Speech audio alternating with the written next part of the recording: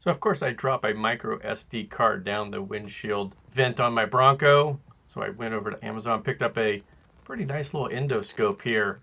It's got dual cameras, so there's a side-facing camera and a front-facing camera. Plugged it right into the iPhone, stuck it down the vent just to see what the architecture is like down there.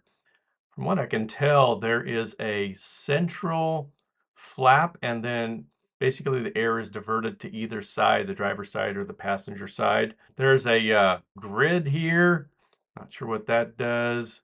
And then I actually turned on the vent or the defrost, and you can see the flap then open up in just a moment here.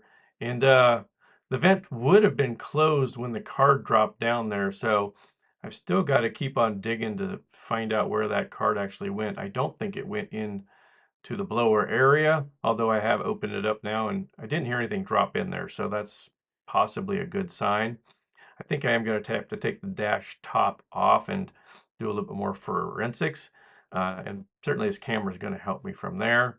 I am counting the card as a total loss, but that's not going to stop me from looking around a little bit more.